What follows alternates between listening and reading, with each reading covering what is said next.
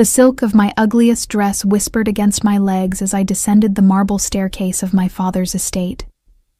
Each step felt like a small victory, a quiet rebellion against the fate he'd decided for me without consultation, without consideration for the 26 years I'd spent proving myself worthy of inheriting the Moretti Empire.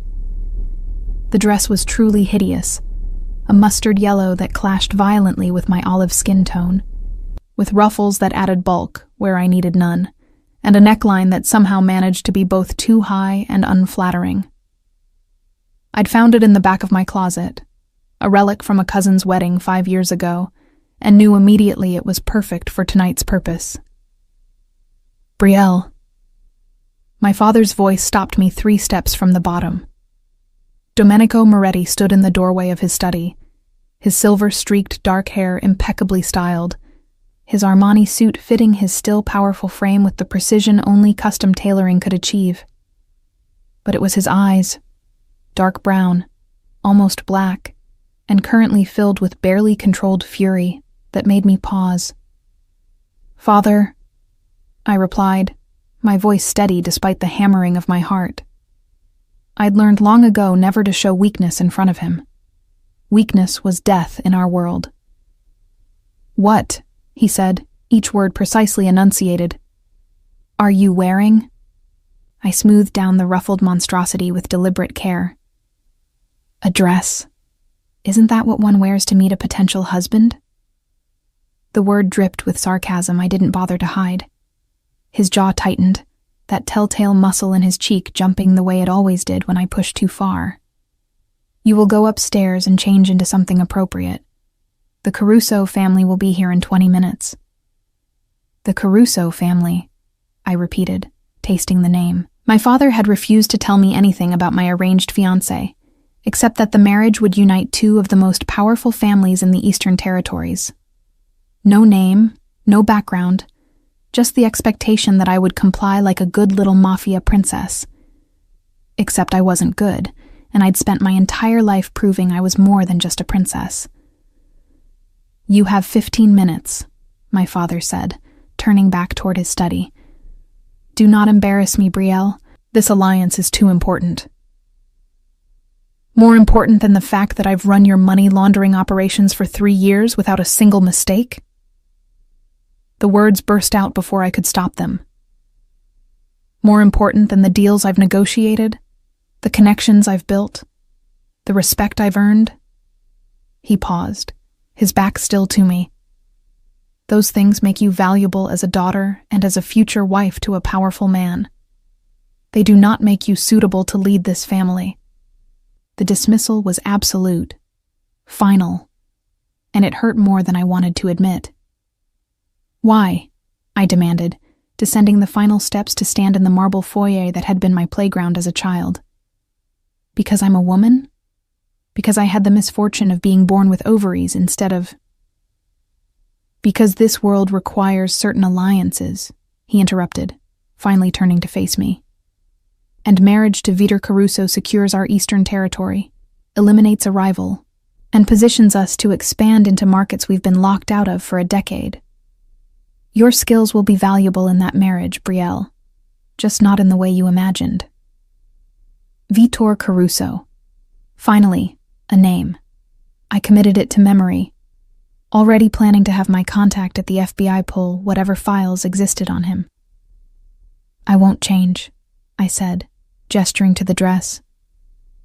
"If this Vitor Caruso is going to be my husband, he should see exactly what he's getting. No pretense, no performance." My father's expression could have frozen hell. "You will—" The doorbell's chime cut through his threat. We both turned toward the massive oak doors that led to the circular driveway where our security team was undoubtedly vetting our guests. "Too late," I said, unable to keep the satisfaction from my voice. "I guess Vitor Caruso will have to accept me as I am." My father's hand shot out, gripping my arm with barely controlled violence. "You will be respectful. You will be gracious. And you will accept this engagement, Brielle, or I will cut you off from the family entirely. No money, no protection, no name." Do you understand? The threat was real. I saw it in his eyes, in the set of his shoulders. My father was a man who kept his promises, especially when it came to maintaining his empire's strength. Crystal clear, I whispered. He released me, smoothing down his jacket as Marco, our head of security, opened the doors. The man who entered first was older, perhaps 60, with the kind of presence that commanded immediate respect. His suit was even more expensive than my father's, his salt and pepper hair swept back from a face that had seen decades of hard decisions. This had to be the elder Caruso, but it was the man behind him who stole my breath. Tall, at least 6'3", with broad shoulders that filled out his charcoal suit with devastating effect. Dark hair styled with casual precision, strong features that looked carved from marble, and eyes. No. Those eyes. Storm gray with flecks of blue that I'd memorized during long dinners at neutral restaurants. Eyes that had looked at me with interest and warmth and something that had felt thrillingly like possibility. Bruno. Except his name wasn't Bruno. Domenico, the older man said, extending his hand to my father. Thank you for having us. Antonio, my father replied, and I realized this wasn't Vitor Caruso at all, but his father, which meant, my son, Vitor, Antonio said, gesturing to the man I'd known as Bruno. Our eyes met across the foyer, and I watched recognition dawn in those gray depths. Watched his expression shift from polite interest to shock, to something colder, more calculating. He'd known. The realization hit me like a physical blow. All those dinners over the past 3 months, all those conversations where I'd carefully avoided mentioning my father's business, where Bruno had presented himself as a simple tech CEO looking to expand into new markets. Every laugh, every shared glance, every moment where I'd thought maybe, just maybe, I could have something normal, something mine.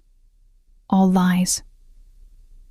Brielle, my father said, his voice tight with barely concealed anger at my appearance. This is Antonio Caruso and his son, Vitor, your fiancé. The word fiancé hung in the air between us, weighted with all the implications neither of us had known 3 hours ago when I'd made the decision to wear this ridiculous dress. Vitor's, not Bruno, never Bruno again, expression was unreadable as he stepped forward, extending his hand. Miss Moretti, it's a pleasure to finally meet you officially. Finally, as if we hadn't shared pasta carbonara last week at that little place in Chelsea, as if he hadn't told me about his mother's death when he was 12, his father's expectations, his dreams of building something legitimate. All lies. My hand met his, and the familiar warmth of his touch sent rage and betrayal coursing through me in equal measure. Mr. Caruso, I said, my voice ice. How wonderful to meet the man my father has chosen for me without any consultation whatsoever. I saw my father stiffen, saw Antonio Caruso's eyebrows rise slightly, but Vitor's expression didn't change. He simply held my hand a moment longer than necessary before releasing it. That dress, he said, his voice low and dangerous, is truly memorable. The insult was delivered with perfect politeness, but we both knew what he was saying. I'd insulted him with my appearance, and he was returning the favor. I'm so glad you like it, I replied with a sweet smile that didn't reach my eyes. I wore it especially for this occasion. I wanted to make sure you saw exactly what you'd be getting. Oh, I see, he said, and something in his tone made my skin prickle with awareness. I see very clearly. Perhaps, Antonio interjected smoothly, we should move to the dining room. I'm sure you've prepared something wonderful, Domenico.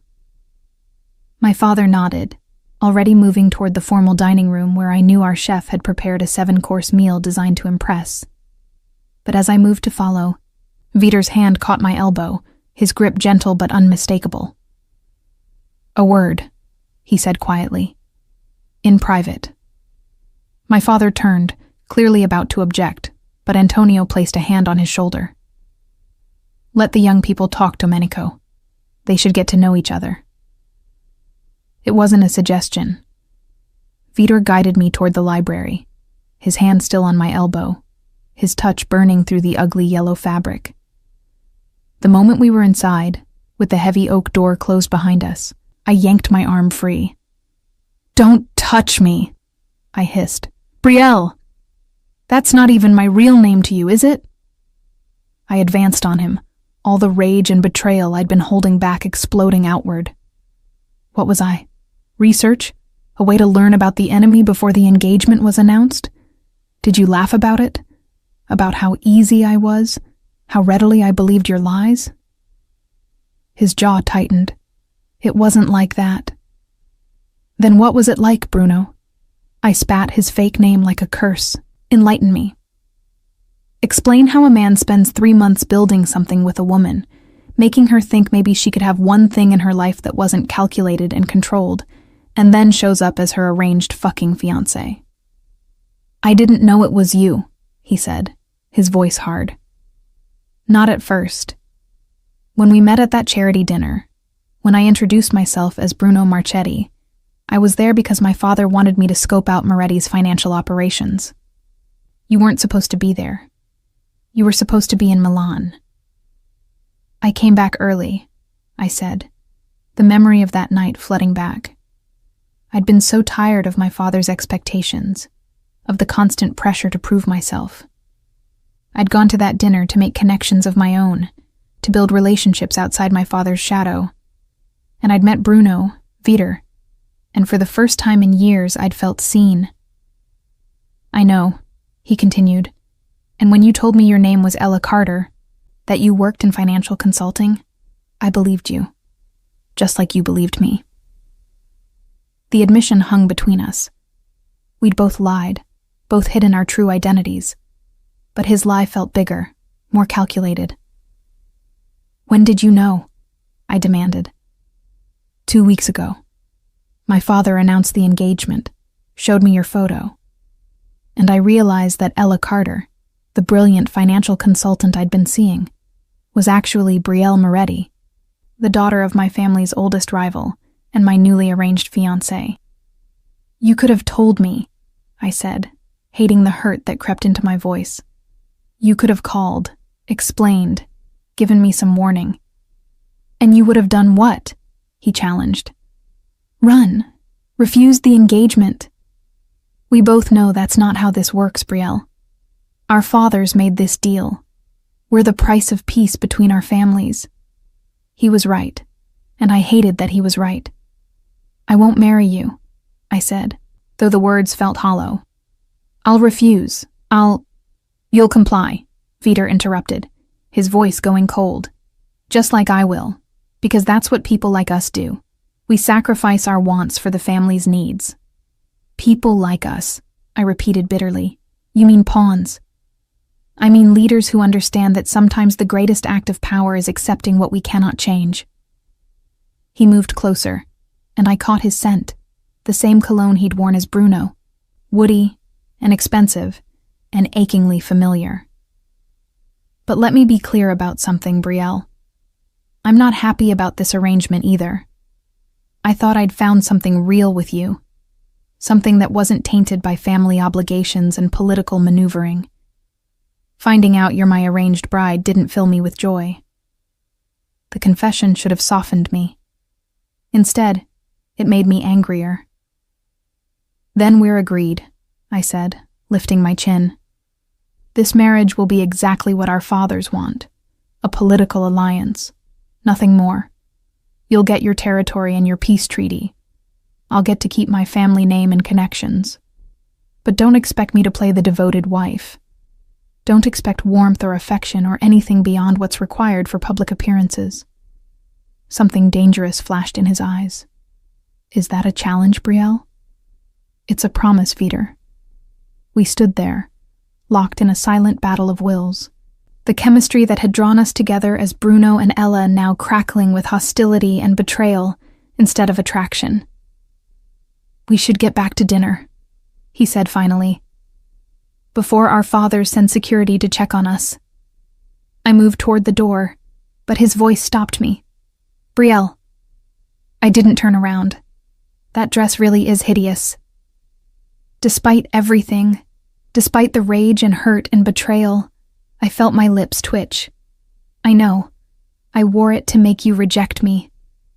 I figured. There was something almost like amusement in his voice. It didn't work. Clearly. I finally looked back at him. This man who'd been Bruno and was now Vitor. This stranger I'd thought I'd known. "This doesn't mean I forgive you, or that I'm going to make any of this easy." His smile was slow, predatory. "Good. I wouldn't want an easy wife, Brielle. Where would be the fun in that?" The word wife sent a shiver down my spine. Half dread and half something I refused to examine too closely. As we walked back to the dining room, maintaining a careful distance between us, I realized that my plan to sabotage this engagement had spectacularly backfired. I hadn't driven Vitor Caruso away. I'd merely shown him exactly how stubborn and defiant I could be. And from the way he was looking at me, with that mixture of calculation and heat, I suspected he was already planning how to break through my defenses. The game had begun, and I had no intention of losing. The engagement party was scheduled for the following Saturday, giving me exactly 5 days to figure out how to escape a fate that seemed increasingly inevitable.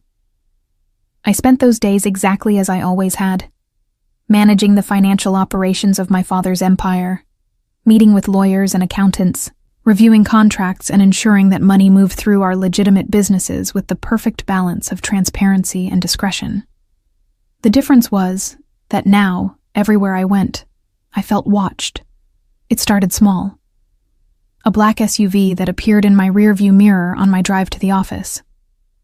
The same man in a dark suit nursing a coffee at the cafe across from our building. A text from an unknown number simply saying, "The blue dress, wear the blue dress." I knew who was behind it. Vitor wasn't just watching me. He was making sure I knew I was being watched. "You look tired," Isabella said, setting a triple espresso on my desk. My assistant had been with me for 2 years, pulled from the typing pool when I'd noticed her keen eye for discrepancies in accounting. She was brilliant, loyal, and one of the few people in the organization who treated me like more than just the boss's daughter. "I'm fine," I lied, signing off on a wire transfer that would move $3 million through a series of shell corporations before landing in an account in the Caymans. Perfectly legal, perfectly clean, and perfectly designed to avoid the kind of scrutiny that could bring down empires. "Is it the engagement?" Isabella asked carefully. I heard rumors. Everyone had heard rumors. The news that Domenico Moretti's only daughter was marrying Vitor Caruso had spread through the organization like wildfire. Some saw it as a brilliant strategic move. Others saw it as my father finally putting me in my place. "The engagement is fine," I said, though my jaw ached from grinding my teeth. "Everything is perfectly planned." My phone buzzed. Another unknown number. Another message. "The earrings your grandmother left you. Wear those too." I stared at the text, rage building in my chest. How did he know about my grandmother's earrings? They'd been her favorite, simple pearl drops that I kept in a safe in my apartment. I'd never worn them in public, never mentioned them to anyone, which meant Vitor had been investigating me long before that first dinner at the charity event. "I need to make a call," I told Isabella, waiting until she left before dialing the number that had sent the last text. He answered on the first ring. "Brielle." "Stop watching me," I said without preamble, "and stop sending me instructions like I'm some kind of doll you're dressing up for display." "The engagement party is in 3 days," Vitor replied, his voice calm and infuriatingly reasonable. "Our families expect us to present as a united front. That requires coordination. It requires you to stop stalking me. I prefer to think of it as ensuring my future wife's safety." I could hear the smile in his voice, could picture him leaning back in whatever expensive chair he occupied, completely in control. These are dangerous times, Brielle. You never know who might try to exploit a soon-to-be bride. The only person trying to exploit me is you. Not exploit, he corrected. Protect. There's a difference. Is there? I stood, pacing to the floor-to-ceiling windows that overlook the city. Because from where I'm standing, you're behaving exactly like every other controlling bastard who thinks women need to be managed. I don't think you need to be managed, Brielle. I know you're brilliant. I saw that firsthand when you were pretending to be Ella Carter, financial consultant. But you need to understand something about our new reality. And what's that? You're mine now, which means anyone who wants to hurt me will come after you. The surveillance isn't about control. It's about making sure you live long enough to become my wife. The possessiveness in his voice sent a chill down my spine. This wasn't Bruno speaking, the man who'd respected my independence and admired my career. This was Vitor Caruso, Mafia prince, and soon-to-be heir to an empire built on violence and control. I can take care of myself, I said. Against a rival family's hit squad? Against a cartel looking to send a message? Against the dozens of enemies both our families have accumulated over decades? He paused. You're smart, Brielle. Don't be stupid about this. Accept the protection and wear the blue dress. The line went dead before I could respond. I returned to my desk, pulling up the security feeds for our building. Sure enough, there were new faces in the lobby. 2 men in expensive suits trying to look casual as they monitored everyone who entered or left. Vitor's men, no doubt. My phone rang again, but this time it was a number I recognized. My father's personal line. Yes, I answered. My office. Now. The click of disconnection was final. I found him behind his massive mahogany desk, reviewing documents that I knew pertained to the merger of our family's operations with the Carusos. On paper, it looked like a series of legitimate business deals. In reality, it was the consolidation of 2 criminal empires into one virtually untouchable force. You've been causing problems, he said without looking up. I've been doing my job. Your job is to marry Vitor Caruso and secure this alliance. Nothing else matters. He finally raised his eyes to mine. Antonio called me this morning. Apparently you've been uncooperative about the engagement party arrangements. I've been busy managing the financial operations you never seem to remember I handle, I shot back. That will be Vitor's concern soon enough. He's more than capable of managing those operations. The casual dismissal of everything I'd built made my hands clench into fists. So that's it?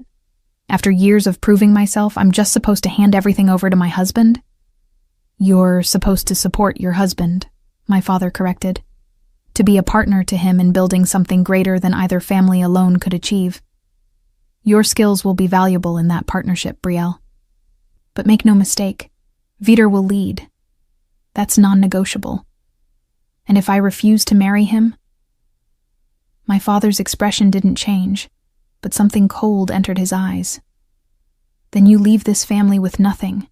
No money, no name, no protection. You think you can survive in this world alone?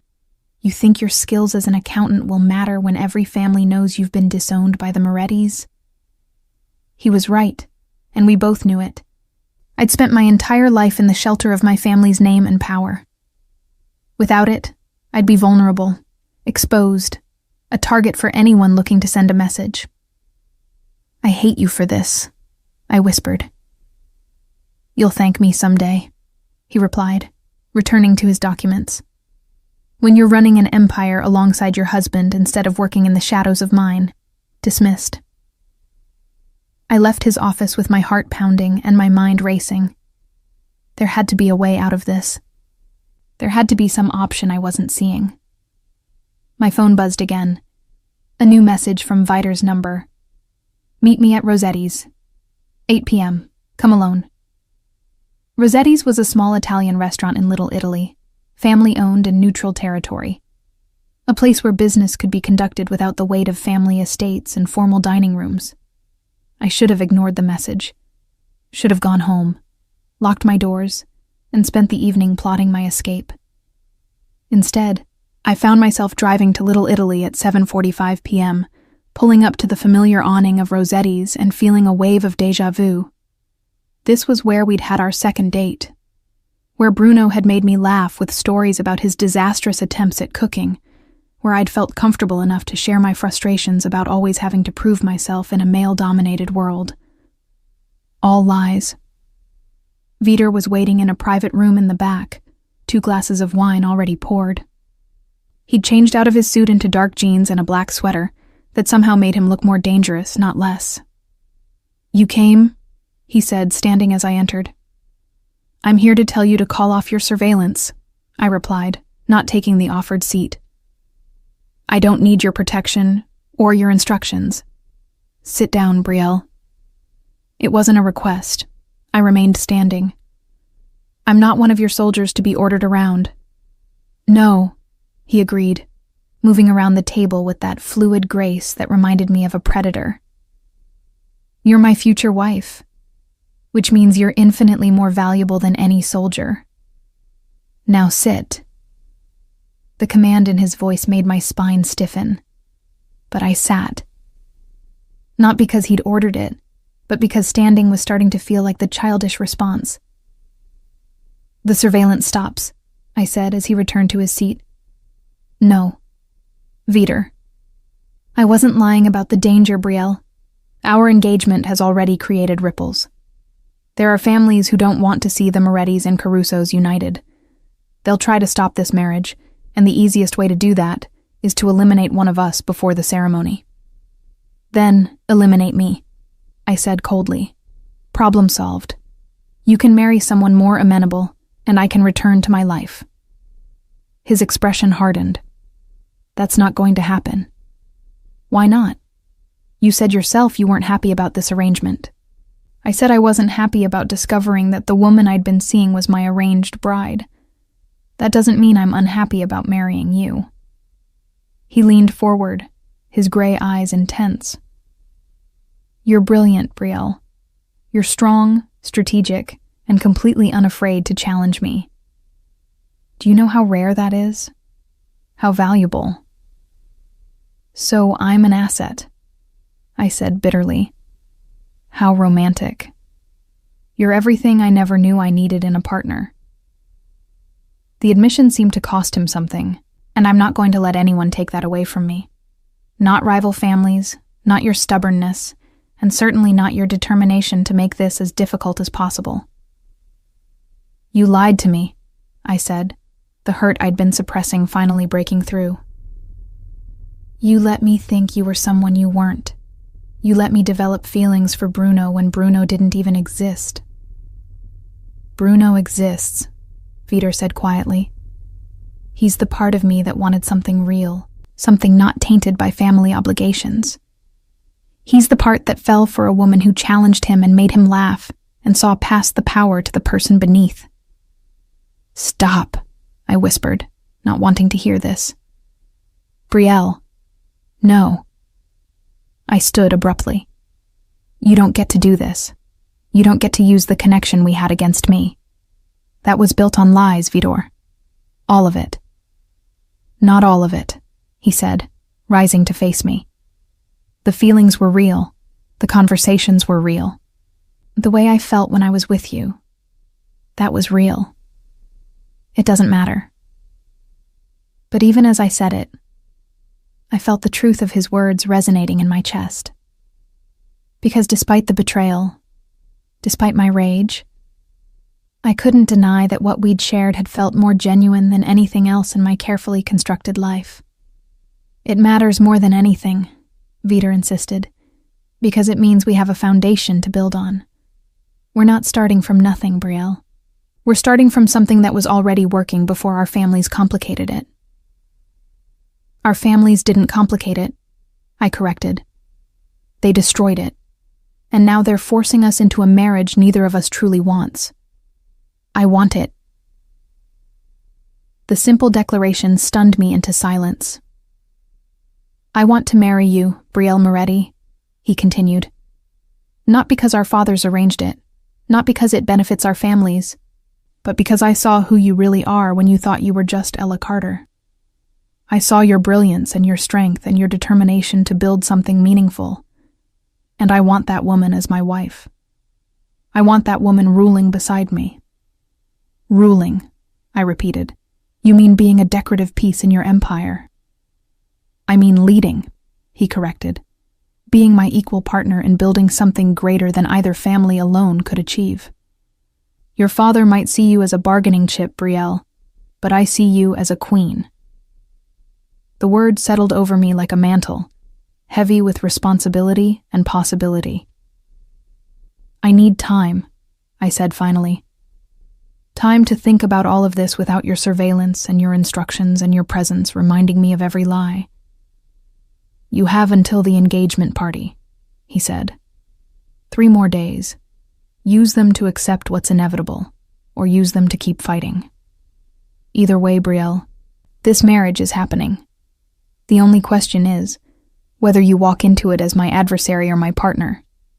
I left Rossetti's with my mind churning and my heart conflicted.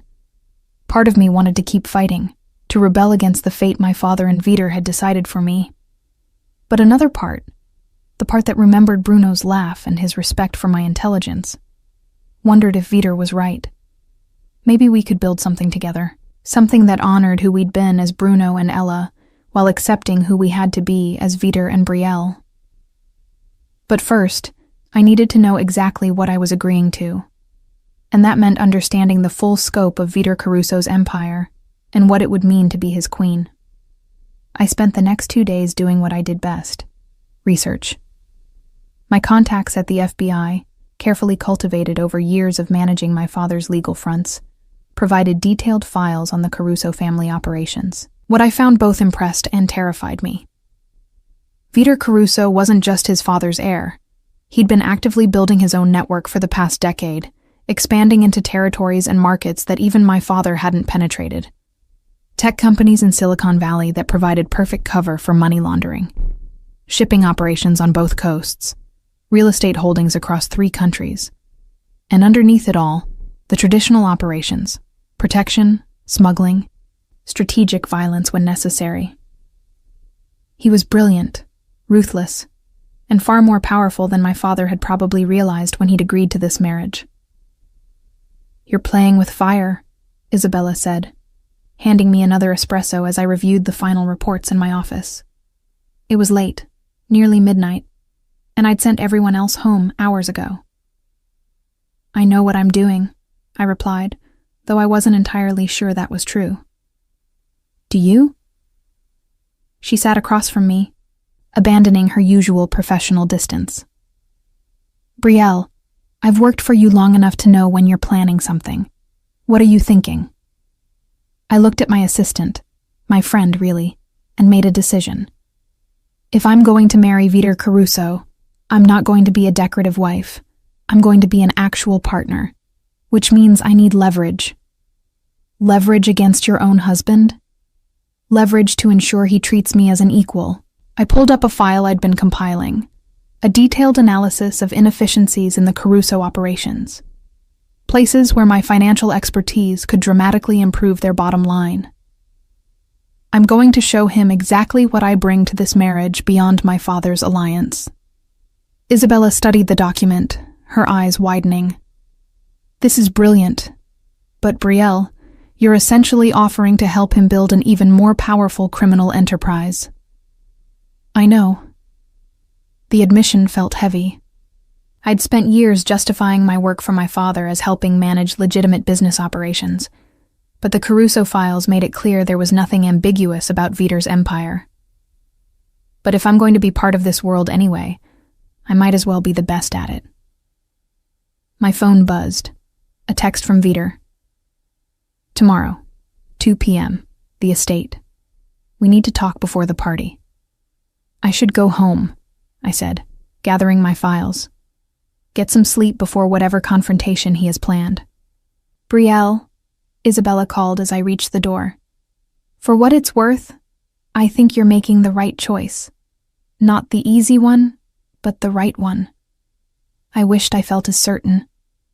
The Caruso estate was different from my father's. Where the Moretti compound was all old-world elegance and Italian marble, the Caruso property was modern, all glass and steel and clean lines that spoke of power without needing to prove it. The guard at the gate was expecting me, waving me through without even asking for identification. More evidence of Vider's surveillance. He'd known I'd come. A woman met me at the front door, early 60s, with the kind of severe elegance that spoke of decades managing a household. "Miss Moretti, Mr. Caruso is waiting in his private study. Follow me."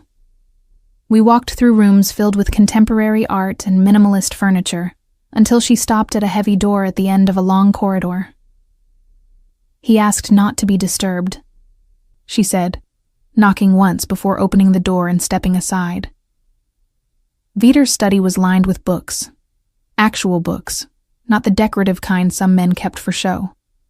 Financial texts, histories of empires both legitimate and criminal, biographies of powerful men and women who'd shaped the world through force of will. He stood by floor-to-ceiling windows overlooking a garden that somehow managed to look both manicured and wild, dressed in dark slacks and a white shirt with the sleeves rolled up. It was the most casual I'd ever seen him, and somehow it made him more intimidating, not less. "You came," he said, without turning around. "You summoned," I replied, "though I'm here of my own accord, not because you ordered it." "Of course." He finally faced me, and I saw shadows under his eyes that matched my own. "I wanted to talk before tomorrow's party, before we're forced to perform for our families." "Talk then." He gestured to a leather chair near his desk, taking the one opposite rather than sitting behind the desk in a power position. "I've been thinking about what you said at Rossetti's, about wanting to be more than a decorative piece. And I want to make you an offer, a real partnership in managing our combined operations." He pulled out a folder, much thinner than the files I'd compiled but equally detailed. "I've reviewed your work on your father's financial operations. You've saved him millions in taxes and investigations. Your shell company structures are elegant. Your money movement is virtually untraceable. You're wasted managing just the Moretti finances." Despite myself, I felt a flush of pride. "What exactly are you proposing?" "Full access to Caruso operations, a seat at every strategy meeting, equal say in how we expand and where we invest." He leaned forward. "I meant what I said, Brielle. I want you as my queen, not my prisoner. But that requires trust on both sides." I opened my briefcase, pulling out my own analysis. "Then let's start building that trust. I've identified 17 inefficiencies in your current operations. Implementation of my recommendations would increase your annual revenue by approximately 32%, while reducing your risk of federal investigation by nearly half." Vider's eyebrows rose as he took the document, scanning the first few pages.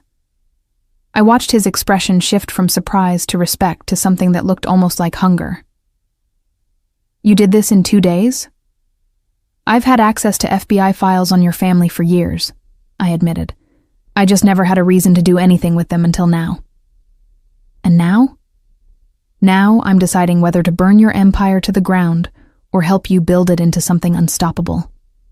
I met his gaze steadily. "The choice is yours, Vider. You can treat me like a trophy wife and wonder every day whether I'm going to destroy you from the inside. Or you can make me a real partner and benefit from everything I can offer." He set down the document carefully. "That sounds like a threat." "It's a negotiation." I pulled out another file, this one much thinner. "This contains evidence of 3 illegal operations you're running that could bring federal charges, operations your father doesn't even know about. I'm offering you 2 choices. 1, we become real partners, and this file gets destroyed. 2, we maintain the fiction of our arranged marriage, and I keep this as insurance against you ever trying to control or diminish me." "Insurance," he repeated. "Or blackmail." Call it what you want. I call it self-preservation. For a long moment, he simply looked at me. Then slowly, deliberately, he stood and moved to his desk, pulling out a lighter from the drawer. Give me the file. Vidor, give it to me, Brielle. Warily, I handed it over. He opened it, glanced at the contents, evidence I'd spent considerable resources gathering, and then held the lighter to the corner. We both watched as the pages caught fire, as my insurance went up in flames. What are you doing? I demanded. He dropped the burning file into a metal trash can, watching until it was nothing but ash. Then he turned to me with an intensity that stole my breath. I'm showing you that I meant what I said. I want a real partnership. That requires trust. And trust means I'm not going to give you reasons to need blackmail material. He moved closer. I'm not your father, Brielle. I'm not going to diminish your abilities or sideline your intelligence. I'm going to use every skill you have to build something unprecedented. And if you change your mind, then you'll use your brilliant mind to destroy me, and I'll deserve it. He was close now, close enough that I could see the blue flecks in his gray eyes, could smell his cologne. But I'm not going to change my mind, because unlike your father, I know exactly what I'm getting. A partner who challenges me, who makes me better, who could rule this empire with or without me, but chooses to do it with me. I haven't chosen anything yet, I said, though my heart was pounding. Haven't you? His hand came up to trace my jawline, the touch achingly familiar from our Bruno and Ella days. You could have walked away, could have refused this marriage and taken your chances. But you're here, Brielle. You're here negotiating terms instead of running. That's a choice. He was right, and I hated that he was right. I'm staying because I refuse to be defeated by my father's machinations, I said. Not because I want this. Liar. But he smiled as he said it. You want this as much as I do. You're just too stubborn to admit it. Before I could argue, he kissed me. Not the gentle explorations from our Bruno and Ella days, but something claiming and possessive that took my breath and my resistance with it. I should have pushed him away. Should have maintained my distance. Instead, I kissed him back, pouring all my rage and betrayal and confused desire into it. When we finally broke apart, both breathing hard, he rested his forehead against mine. Partners? He asked. Partners, I agreed. But Vider, if you ever lie to me again, if you ever try to diminish me or control me the way my father has, I will destroy you. I don't need blackmail files to do that. I believe you. He pressed another kiss to my forehead. God help me. I believe you. And I wouldn't have it any other way. The engagement party the next evening was everything I'd expected. Ostentatious, politically charged, and carefully choreographed to announce to every family in the Eastern Territories that the Morettis and Carusos were now united. I wore the blue dress Vider had requested, the one that had arrived at my apartment that morning with a note. For my queen. It was stunning. Deep sapphire silk that made my dark hair and eyes stand out, with a neckline that was elegant rather than revealing, and a fit that spoke of custom tailoring.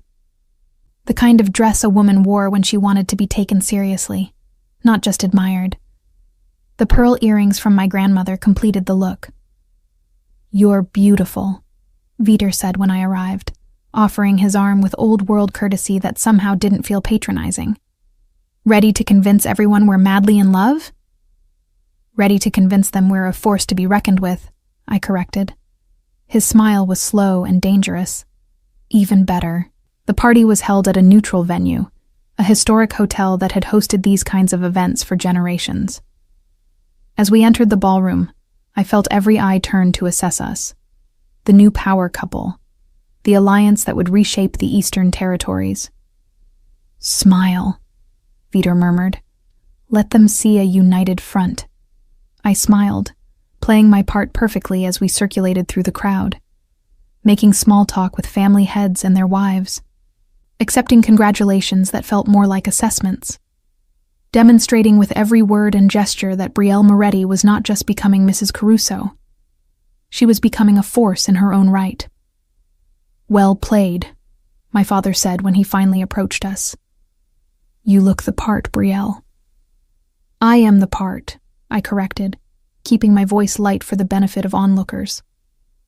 "Or did you think I'd embarrass you by wearing mustard yellow again?" Something almost like respect flickered in his eyes. "Vitor is a lucky man." "I know," Vitor replied, his arm tightening around my waist. "Believe me, Domenico, I know exactly how fortunate I am." The evening continued in a blur of champagne and carefully coded conversations. But as I stood there, playing the role of devoted fiancé, while negotiating territorial agreements and financial arrangements with the skill I'd honed over years, I realized something. I wasn't playing a role. I was becoming exactly what Vitor had called me, a queen. And for the first time since my father had announced this engagement, I felt something other than rage or resignation.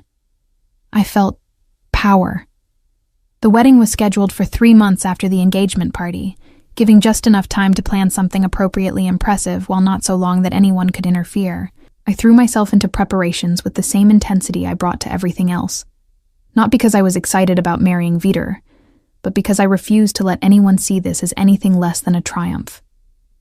"You're micromanaging the florist again," Isabella said, pulling the tablet from my hands as we sat in my new office, the one Vitor had created for me in the Caruso building. It was larger than my previous space, with better views and technology that made my father's setup look positively ancient. "The centerpieces matter," I argued. "Every detail of this wedding sends a message."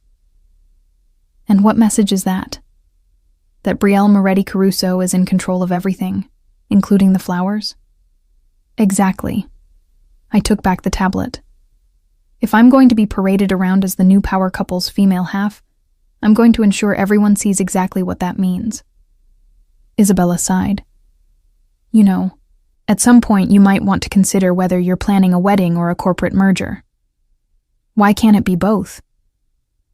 In truth, the line between marriage and business arrangement had blurred completely. Vitor and I met daily to review operations, coordinate strategy, and plan the integration of our family's enterprises. We were polite, professional, and occasionally even friendly when the topic turned to shared interests like financial structures or market expansion. What we weren't was romantic. Oh, we performed romance beautifully for public consumption. Vitor held my hand at family dinners. I smiled adoringly at him during business meetings with allied families. We'd mastered the art of looking like a couple deeply in love while maintaining careful emotional distance in private. It was easier that way. Safer. "He's been asking about your preferences," Isabella said, pulling up another file. "Living arrangements after the wedding. He wants to know if you want to maintain your apartment or move into the estate full-time." The question had been hanging between us for weeks. My apartment was my sanctuary. Small, carefully decorated with things I'd chosen, paid for with money I'd earned. Moving into the Caruso estate meant giving up that independence, that piece of myself that wasn't tied to family obligations. But it also meant embracing my new role fully. No half measures. The estate, I decided. But I want my own office there. And my own space. We can share the master suite for appearances, but I need somewhere that's just mine. I'll let him know. Isabella hesitated. "Brielle, can I ask you something personal? When have you ever asked permission before?" She smiled slightly. "Fair point. Do you actually want this marriage? Or are you just making the best of an impossible situation?" I considered the question carefully. A month ago, the answer would have been simple. I was trapped, playing a role I hadn't chosen. But now, after weeks of working alongside Vitor, of seeing how he valued my input and challenged my ideas, of discovering that Bruno hadn't been entirely a fiction, I want the partnership. I said finally. Whether that's the same as wanting the marriage, I honestly don't know. The wedding itself was a spectacle. 500 guests packed into the same church where 3 generations of Carusos had been married, with flowers and music, and enough security to suggest we were marrying in a war zone rather than a house of worship. I walked down the aisle alone. My father had offered his arm, but I'd declined. This marriage wasn't his gift to give. It was my choice, complicated and strategic as it was. Vitor waited at the altar in a custom tuxedo that probably cost more than most people's cars, his expression unreadable as I approached. But when I reached him, when our eyes met, I saw something flicker in those gray depths. Not love, perhaps, but recognition, respect, the acknowledgement that we were both walking into this with our eyes open.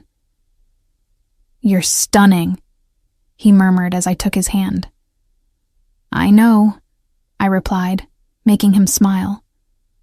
The ceremony was traditional, Catholic, with all the pomp and ritual our families expected. I spoke my vows clearly, meaning every word of the promises I made. Loyalty, partnership, honor. What I couldn't quite bring myself to promise was love. But when the priest pronounced us husband and wife, when Vitor kissed me with surprising gentleness given the performance we were putting on, I felt something shift. This wasn't Bruno kissing Ella anymore. This was Vitor Caruso claiming his wife, and Brielle Moretti accepting that claim. The reception was held at the Caruso estate, transformed into something out of a fairy tale with lights and flowers and enough champagne to float a small boat. We danced our first dance, a song Vitor had chosen without consulting me, but one that somehow perfectly captured the strange space between romance and arrangement we inhabited. "Any regrets?" he asked as we moved across the floor, hundreds of eyes watching us. "About the wedding or the marriage?" "Either. Both." I considered the question as we turned, my hand in his, our bodies moving together with a coordination we'd developed through weeks of strategy meetings and shared goals. "No regrets. But Vitor, this doesn't mean I'm going to be an easy wife." His laugh was low and genuine. Thank God. I'd be bored with easy. We circulated through the crowd, accepting congratulations and navigating the complex politics of our newly merged families. Some congratulated us with genuine warmth, others with barely concealed calculation, already wondering how to exploit this new power structure. It was exhausting and exhilarating in equal measure. "Your father is watching," Vitor murmured during a rare moment alone.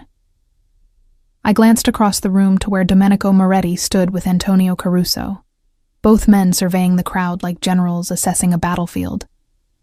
"He's probably taking credit for this entire arrangement. Let him. We know the truth." Vitor's hand settled on my waist, possessive but not controlling. This marriage might have been their idea, but what we build from it will be entirely ours. Promise? Promise. The evening continued until finally, mercifully, we could make our exit. No honeymoon. We both had too much work to do integrating our operations. Instead, we'd spend our first night as husband and wife in the master suite of the Caruso estate. My things had been moved during the reception, integrated into the massive bedroom that now belonged to both of us. But true to his word, Vitor had also prepared an adjoining suite, smaller but still elegant, with a sitting room and office space that was entirely mine. "Your sanctuary," he said, opening the door to show me. "When you need space, when you need to think without me hovering, this is yours. I won't enter without permission." The gesture was unexpected and surprisingly touching. "Thank you." He moved closer, and I was suddenly very aware that we were alone, that this was our wedding night, that despite all the strategic conversations we'd had about our arrangement, we hadn't discussed this part. "Brielle," he said quietly, "I'm not going to pressure you for anything you're not ready to give. This marriage is real legally, politically, strategically. But the rest, the intimacy, the romance, that happens on your timeline. And if I'm never ready, then we have the best strategic partnership in the history of organized crime and separate bedrooms. He smiled slightly. I can live with that. I should have felt relieved, should have been grateful for his understanding. Instead, I felt something else, something that made me close the distance between us, made me reach up to loosen his bow tie with hands that trembled slightly. Brielle, he started. I'm choosing this, I interrupted. Not because it's expected or required, but because I want to. Is that acceptable, Mr. Caruso? His eyes darkened. More than acceptable, Mrs. Caruso. The name sent a thrill through me. Not because I'd lost my identity, but because I'd claimed a new one. I wasn't just Brielle Moretti anymore. I was Brielle Moretti Caruso. And that meant something. What followed was nothing like the gentle romance of our Bruno and Ella days. This was claiming and being claimed. Acknowledgement that we were equals in every way that mattered. When Vitor touched me, it was with reverence and possession combined. When I responded, it was with the understanding that I was choosing this, choosing him, choosing us. Afterward, as we lay tangled in sheets that cost more than most people's monthly rent, he traced patterns on my shoulder with lazy fingers. No regrets? He asked again. None, I said, and realized I meant it. Though if you tell anyone I admitted that, I'll deny it. He laughed. Noted. Your reputation as the difficult wife remains intact. Good. I turned to face him. Speaking of which, we need to discuss the integration timeline for the financial operations. I have ideas about restructuring the shell companies that... Brielle. What? It's our wedding night. Can we discuss shell companies tomorrow? I considered this. I suppose. Though you should know that I function best with clear organizational structures and defined timelines. I'll keep that in mind. He pulled me closer. For now, though, can we just be two people who married today? Not strategists or partners or power players. Just Vitor and Brielle.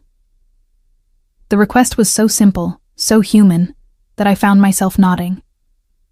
Okay, just for tonight. Just for tonight, he agreed. But as I drifted toward sleep, secure in his arms and in my own power, I realized that the line between strategy and something deeper had already blurred. I'd married Vitor Caruso to save my place in my family's empire. But somewhere along the way, I'd started to actually want him. Not as a means to an end, but as an end himself. It was terrifying and exhilarating in equal measure.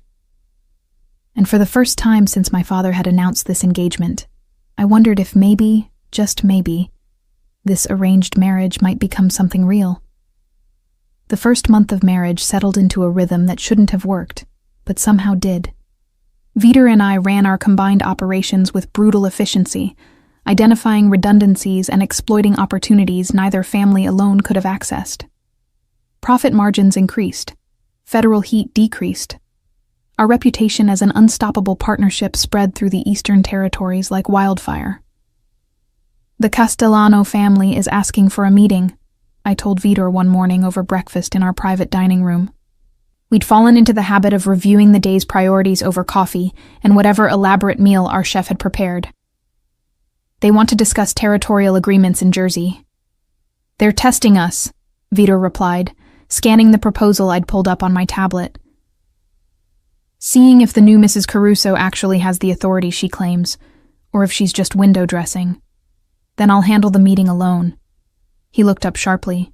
Brielle, if they're testing me, sending you along defeats the purpose. I need to establish my own authority, separate from yours. I met his gaze steadily. Besides, I've negotiated with the Castellanos before. Marco owes me a favor from the East River smuggling routes I restructured last year. Something flickered in his eyes. Concern, perhaps, but also that now familiar respect. Take Santoro and his team. I want security. Obviously, I made a note. And I'll record everything for legal backup. Not for legal backup, he corrected. Because I trust your judgment, but I want to know if they try to undermine you. The distinction mattered. He wasn't trying to monitor me. He was making sure I had the evidence I needed if anyone challenged my authority later. I love you, I said, then froze. The words had slipped out so naturally I hadn't even thought about them. But now they hung in the air between us, weighted with significance neither of us had been ready to acknowledge. Vitor set down his coffee carefully. What did you say? I scrambled for a retraction, but he was already moving, crossing to my side of the table. Say it again, he demanded, his voice rough. I said I love you. This time it was deliberate, a choice. I don't know when it happened. Maybe it started with Bruno, or maybe it started when you burned my blackmail file, or maybe it was when you gave me my own sanctuary. But it's true, Vitor. I love you. And he kissed me like a man starving, like I was air and water and everything necessary for survival. When we finally broke apart, he rested his forehead against mine. I loved you as Bruno, he said quietly. And I love you even more as Brielle. You're everything I never knew I needed. Partner, challenger, equal. My queen in every sense of the word. The admission should have felt like victory. Instead, it felt like vulnerability. Like we'd both finally lowered our defenses and exposed our hearts. This doesn't mean I'm going to be easier to work with, I warned. He laughed. I'd be disappointed if you were. The meeting with the Castellanos went exactly as I'd predicted. Marco Castellano started with subtle condescension, assuming I was a messenger for my husband rather than a decision-maker. 20 minutes and one brutal dissection of his proposed terms later, he was treating me with wary respect. You drive a hard bargain, Mrs. Caruso, he said, reviewing the contract modifications I'd demanded. I drive a fair bargain, I corrected. You want access to our shipping routes in exchange for your distribution network, but the terms you proposed heavily favored your family. My revisions create actual parity. And if we refuse? Then you continue operating without access to our ports, and we continue building our own distribution network. It'll take longer, but we have the resources. I smiled pleasantly. Your choice, Marco. He studied me for a long moment. You're nothing like your father. No, I agreed. I'm better. The contract was signed within the hour. When I returned to the estate, Vitor was in his study reviewing security reports. He looked up as I entered, tension I hadn't noticed releasing from his shoulders. How did it go? We now control 40% of Jersey distribution. I dropped the signed contracts on his desk. And Marco Castellano knows never to underestimate me again. Vitor's smile was fierce with pride. Tell me everything. We spent the next hour reviewing the negotiation point by point, him asking strategic questions that sharpened my thinking, me explaining the leverage I'd used and the concessions I'd gained. It was better than sex. This meeting of minds, this partnership that went beyond physical attraction to something deeper. Almost better than sex, anyway. We should celebrate, Vitor said finally, standing and pulling me close. You just secured one of the most significant territorial agreements in a decade. It was a good day's work, I agreed, already thinking about the next challenge. Though we still need to address the situation in Baltimore. The Romano family is... Brielle. What? Stop strategizing for 5 minutes and let me be proud of my wife. The word wife no longer felt like a chain.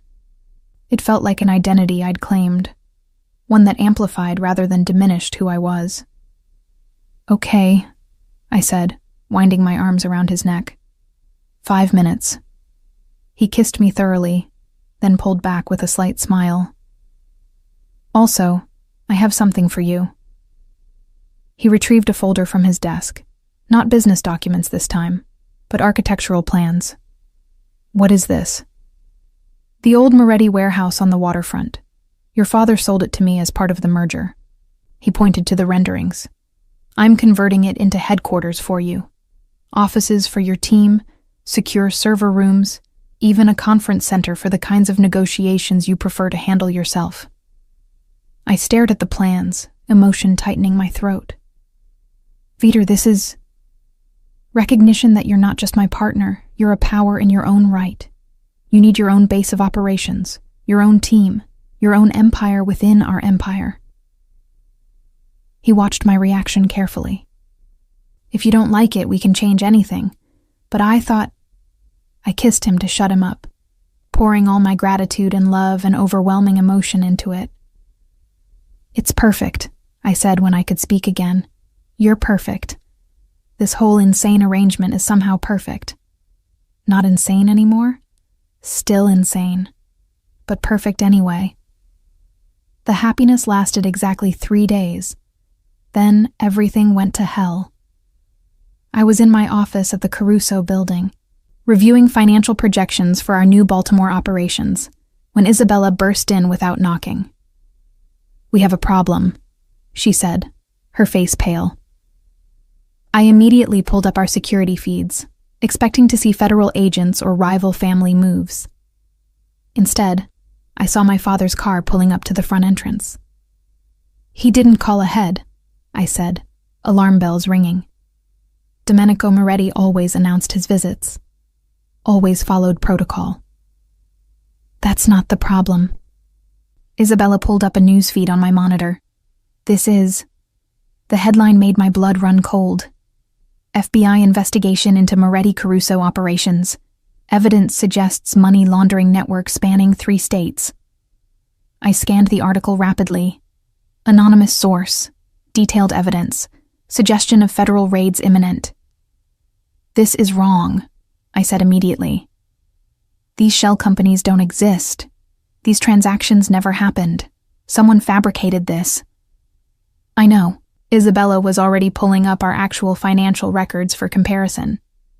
But Brielle, whoever did this had access to your filing systems. They used your organizational structures as the template for the fake evidence. The implications hit me like a physical blow. Someone inside our operation had betrayed us, and they'd done it using my work as the blueprint. My office door opened. Vitor entered, his expression grim. You saw the news, I said. I saw it, and I just got a call from our contact at the bureau. There are 3 teams preparing warrant applications. We have maybe 48 hours before they move. Vitor, I know you didn't. He crossed to me, his hands framing my face. I know you, Brielle. This isn't your work, but someone made it look like it was, which means they're not just trying to bring down our operations. They're trying to destroy you specifically. My father appeared in the doorway. We need to talk. All of us. We convened in Vitor's private conference room. My father, Antonio Caruso, Vitor, and me. The 4 people who controlled the combined empire now facing its greatest threat. The evidence is too detailed to be an outside hack, my father said without preamble. Someone inside did this.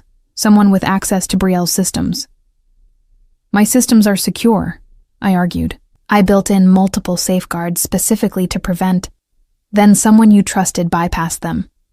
Antonio interrupted. The question is who and why now? And how do we respond? Vitor added.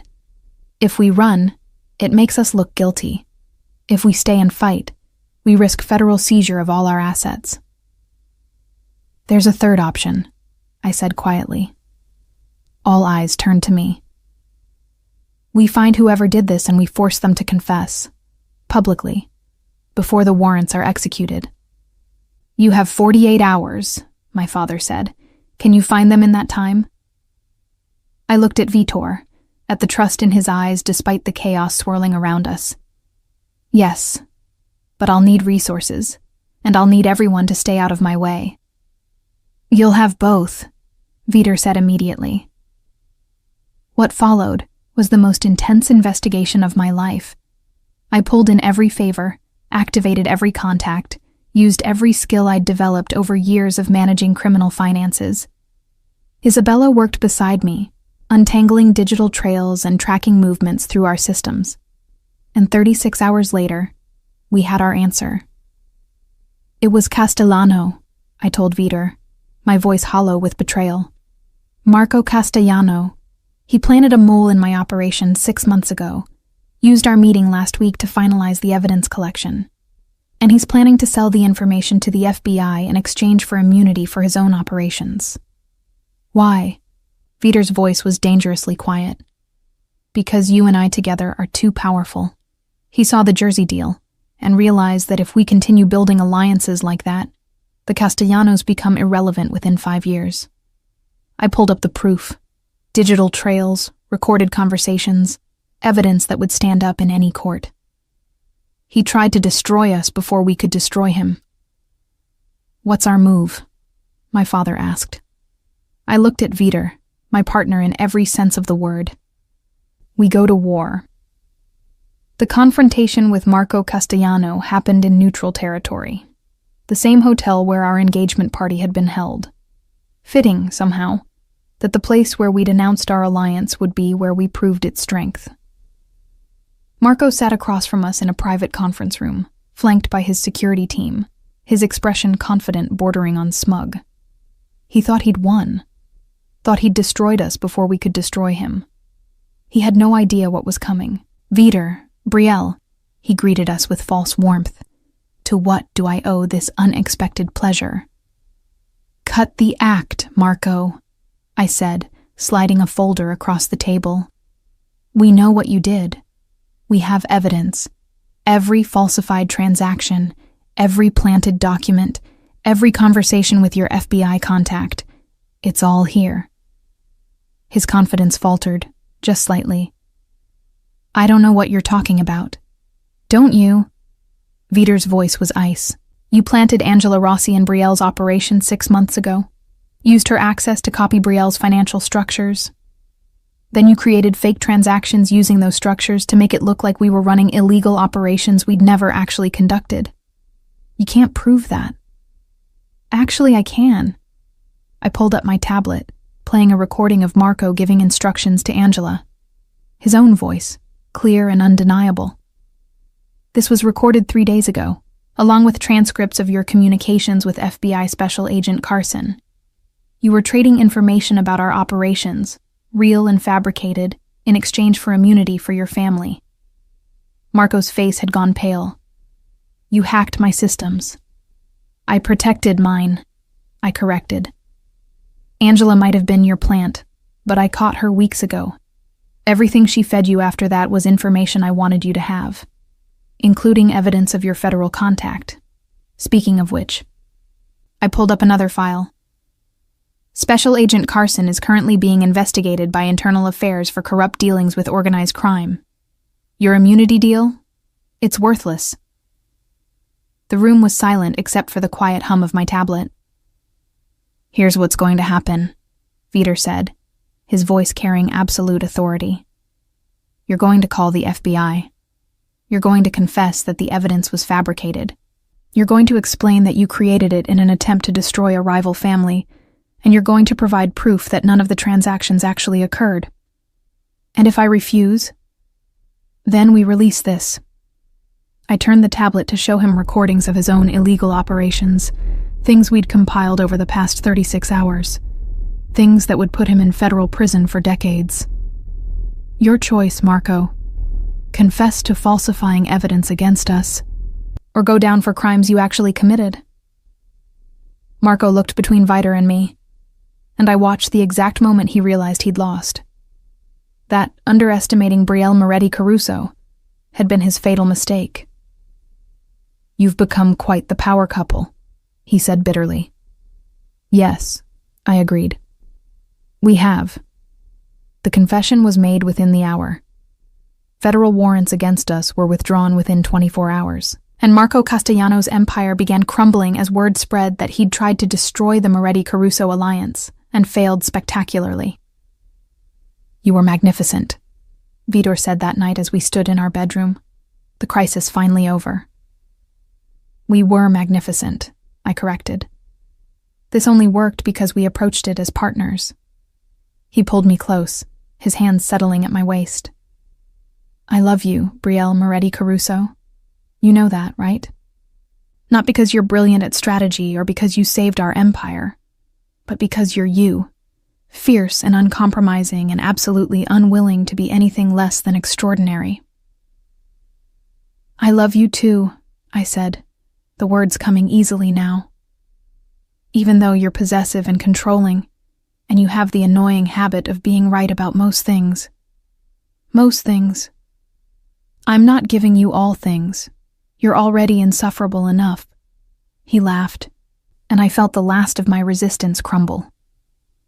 This marriage that had started as a strategic arrangement, that had evolved through negotiation and compromise and mutual respect, had somehow become real.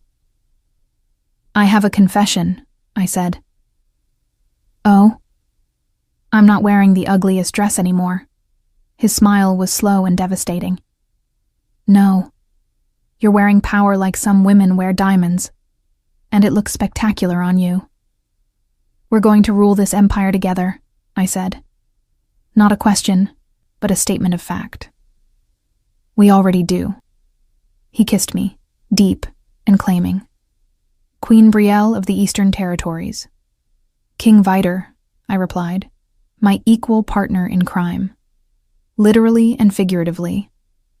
The best kind of partnership. Later, as we lay tangled in sheets, planning our next territorial expansion with the same passion most couples brought to vacation planning, I reflected on how far I'd come from that girl who'd worn an ugly dress to sabotage her engagement. I'd tried to make Vidor reject me. Instead, I'd made him see exactly who I was, someone who would fight for her autonomy, who would demand respect, who would settle for nothing less than true partnership.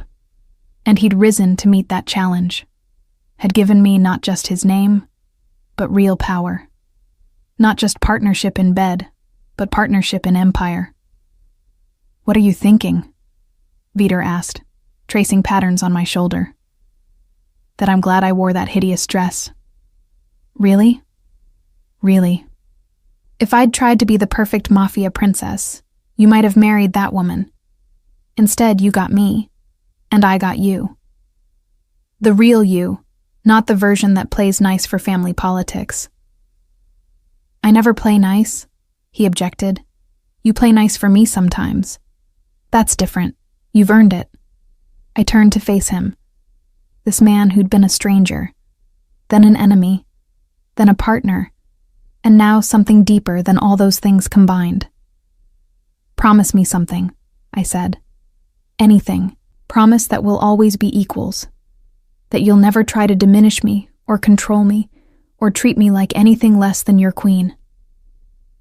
I promise, he said solemnly, on one condition. What's that?